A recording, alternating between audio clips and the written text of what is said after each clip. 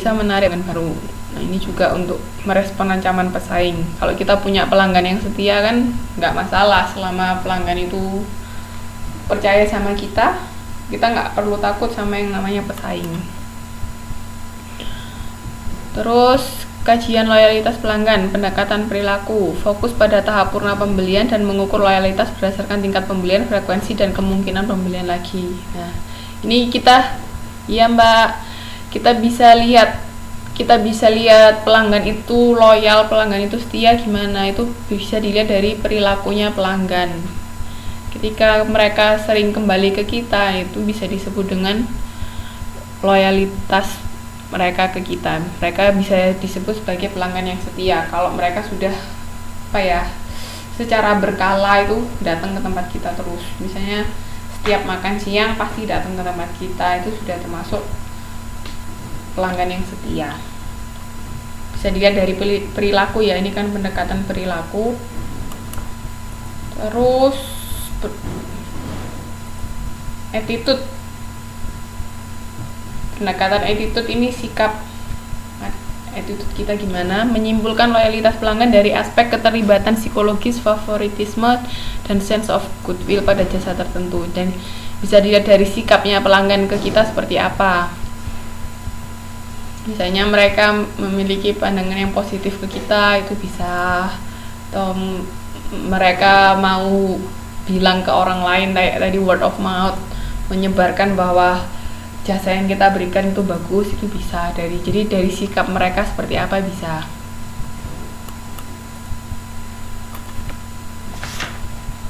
Ini halaman berapa ya?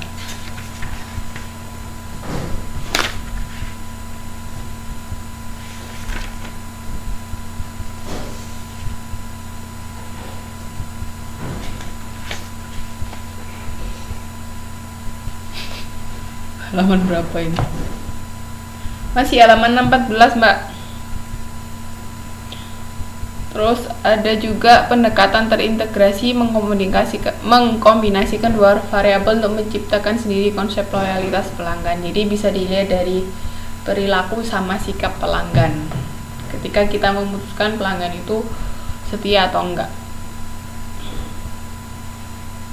617 ya sudah.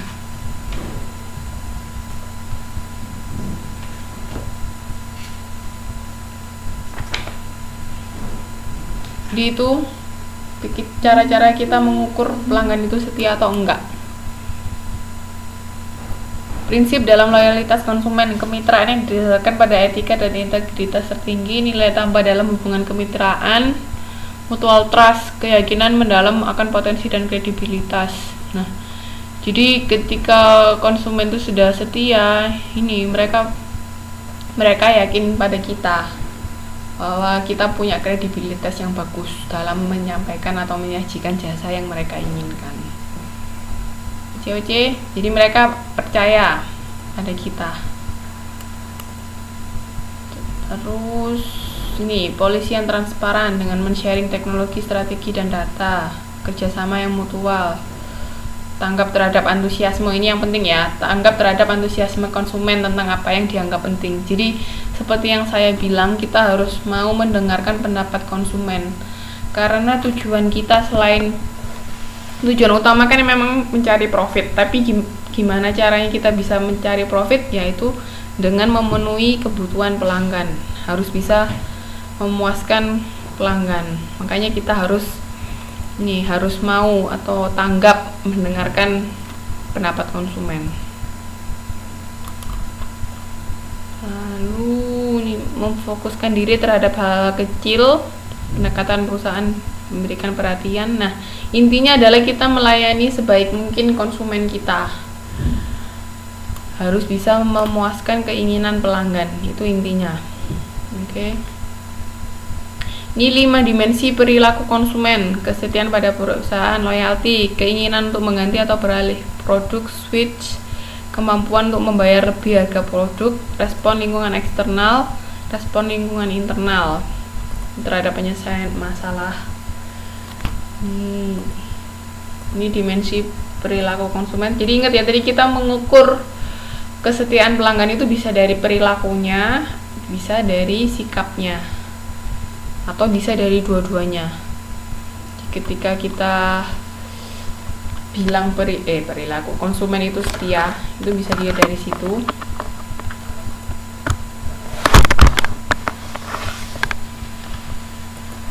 Biasanya konsumen yang sudah setia itu mereka mau membayar harga tinggi, nggak masalah.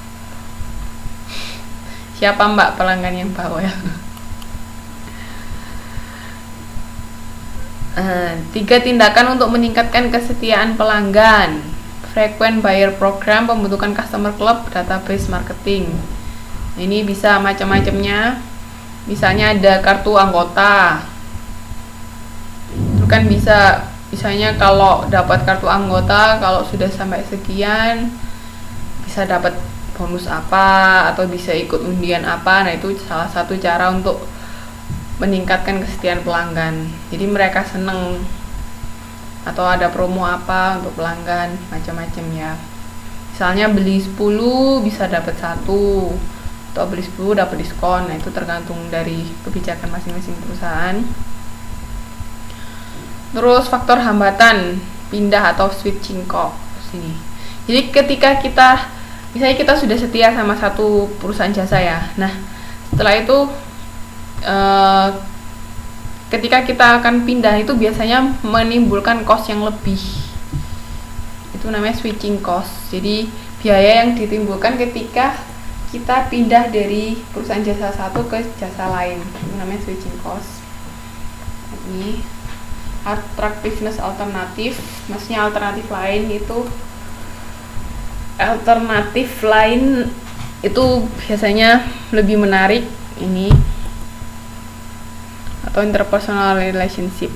Nah, ini maksudnya faktor hambatan pindah itu faktor-faktor yang menghambat konsumen untuk pindah ke perusahaan lain, misalnya untuk membeli barang produk lain.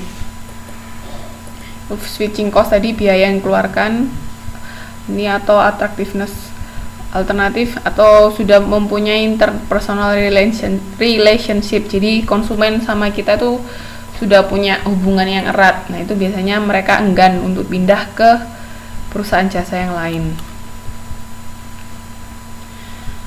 Terus, udah kesetiaan pelanggan. Ada yang mau ditanyakan nggak sebelum kita masuk ke kegiatan belajar 3? Jadi, ada yang mau ditanyakan tentang kesetiaan pelanggan? Jadi ingat ya, kita penting sekali untuk bikin pelanggan itu setia ke kita. Jangan sampai pindah ke orang lain, atau jangan sampai pelanggan yang kita punya milih pesaing kita. Nanti kan kita yang rugi. Oke, nah ini sekarang kita bicara tentang bagaimana cara mempertahankan konsumen yang ada. Nggak hanya kasih promo terus mbak, bisa juga misalnya tanya pendapat konsumen, kita kurangnya apa, atau mereka butuhnya apa yang belum bisa kita sediakan untuk mereka. Itu penting. Jadi mendengar pendapat konsumen itu penting sekali. Terus kita juga harus bisa meningkatkan kualitas pelayanan. Jangan sampai misalnya kadang itu ada, misalnya merasa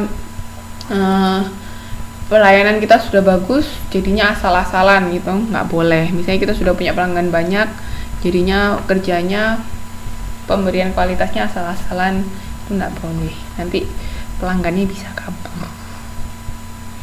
Oke, kalau nggak ada pertanyaan, kita masuk ke kegiatan belajar 3 tentang mempertahankan konsumen. Iya sih, apalagi biasanya restoran. Restoran itu susahnya di mana? Menjaga kualitas makanan itu juga susah. Bisa aja misalnya awal-awal buka makanannya enak, lama-lama nggak enak. Jadinya masaknya mungkin karena sudah banyak pelanggan, mereka cepet-cepetan masaknya dalam jumlah besar, jadinya bumbunya nggak pas kan, seperti itu.